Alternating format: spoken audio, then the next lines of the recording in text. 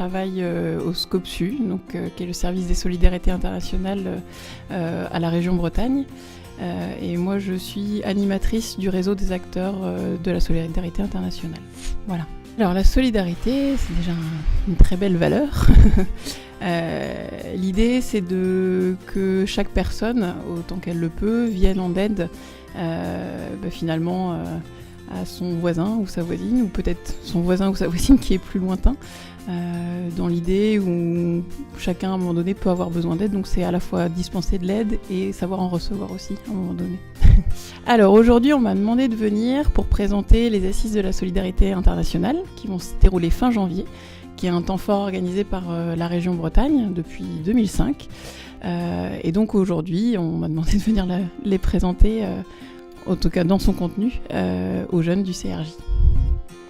Alors c'est très vaste, donc je vous dis à la fois il y a cette question de l'animation d'un réseau des acteurs de la solidarité internationale qui sont constitués principalement par des associations, mais il y a aussi tout type profil d'acteurs qui œuvrent dans des projets de solidarité internationale.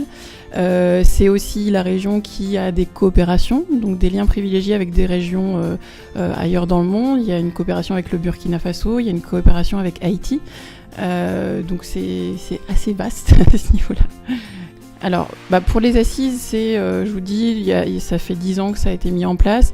L'idée, c'est de réunir justement tous ces acteurs qui mènent des projets de solidarité internationale, qui viennent en aide à des pays à l'étranger, se réunir, d'échanger, d'avoir des informations, d'échanger des informations, et puis de continuer de réfléchir sur les enjeux qui traversent ce domaine, en fait.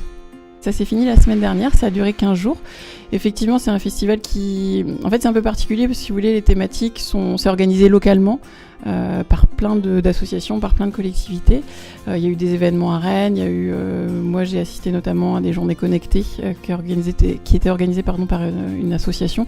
C'est plein de petits événements, ce serait difficile de vous le résumer en fait en une seule thématique parce que c'est vraiment plein d'événements qui sont organisés dans ce cadre-là en fait.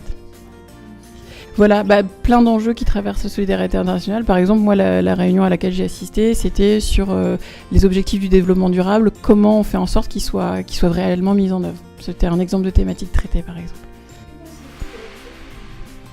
Oula, c'est un sujet complexe. Oui, vous faites référence sans doute aux questions. On a, entre guillemets, découvert qu'il y avait des hommes qui étaient réduits et des femmes qui étaient réduits à l'état d'esclavage. Je trouve ça effrayant, forcément. Je me sens aussi démunie, personnellement. Mais voilà, j'espère qu'au-delà de la question médiatique qui vient d'être soulevée, après j'ai aussi entendu dire que des ONG étaient un peu outrées du fait que c'est comme si on le découvrait, alors que finalement, c'est pas sans doute si nouveau que ça. Moi, tout ce que j'espère, c'est que le fait qu'on en parle fasse que ça s'arrête. Voilà.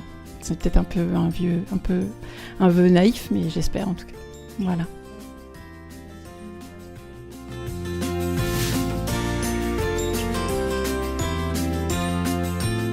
L'occasion d'en discuter un petit peu. Moi, je trouve qu'ils sont bien partis. En plus, l'idée justement de les convier à venir aux assises, là, ils pourront rencontrer justement d'autres acteurs qui pourront les aider. Et puis, c'est ça, c'est quand on voit les gens qu'on peut construire son projet. Et donc, oui, d'aller rencontrer en fait les gens notamment les assos de SI, qui pourraient les aider. Je crois qu'ils sont bien partis en tout cas.